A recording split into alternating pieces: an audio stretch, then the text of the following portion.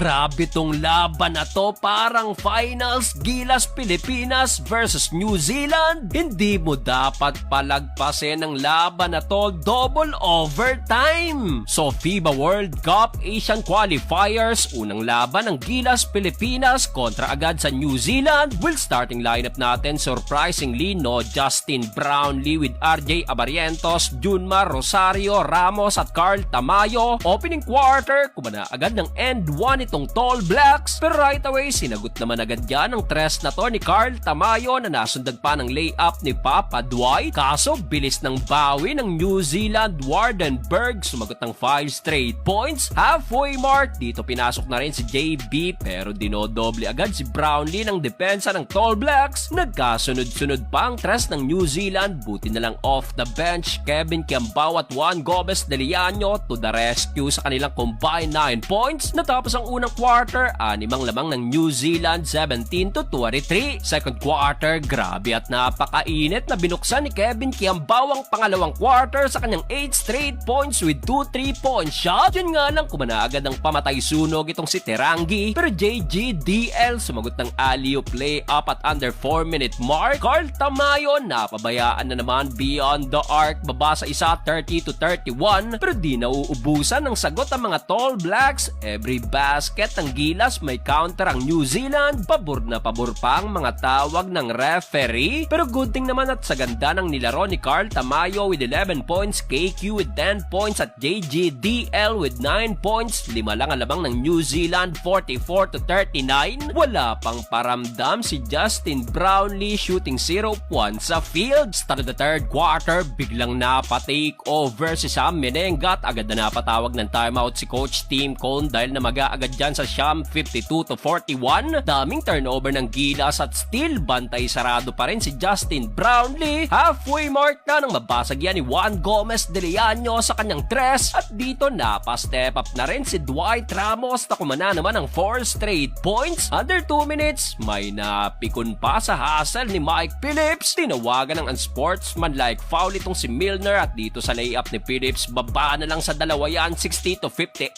Hindi pa natapos dyan ang run ng Gilas. Wala ng isang minuto, JGDL big time 3-pointer to take the lead. Dito lumamang ng Gilas ng 4, kaso nagpahabol naman ng tres si Wardenberg, 64-63. Abante ng isang Gilas Pilipinas. For and final quarter, RJ Abarientos pasok ang bank shot at for the second time, natawagan ulit ng unsportsmanlike foul ng New Zealand nang bigyan ng siko si AJ Edu. Grabe mamisikal itong Tall Blacks pero in control pa rin ng Gilas. Under 5 minutes, KQ again pumukol ng tres. Abante ng 6, 74-68. Pero matapos yan, may bawi ang New Zealand at agad na naitablayan sa all 77. Unti-unting nagko-collapse ang Gilas at wala ng isang minuto, nakalamang pangang kalaban sa layup na to ni Webster. Eto pang mabigat, 2 beses pang nag-commit ng turnover si JB na wala pa ring puntos, pero Juan Gomez de Liano, another big time 3-pointer to tie the game at all 83. Last possession ng New Zealand, 11 seconds, naka-putback pa si Ngatay, pero good thing at not counted at maui pa ang laban sa overtime. Well, overtime period, Justin Brownlee finally nagparamdam na rin sa kanyang bank shot. Under a minute mark, KQ again kumana pa ng floater, 90-87. Pero eto na naman, wala ng isang minuto, bumawi ng 4 straight points ang New Zealand. Ganda ng laban, 90-91, lamang ulit ang Tall Blacks. Last 8 seconds, pagkakataon ng Gilas, Juan Gomez na naman, big time 3-pointer to take the lead, 93-91. Kaso eto't natawagan naman ng foul sa play na to si Dwight at naitabla pa rin yan sa all 93 sa clap at aabot pa tayo sa second overtime. Well, second overtime, kumanagad ng end 1 itong si Davidson, pero buti na lang sumagot agad ng 5 straight points ang Gilas, including itong end 1 ni AJ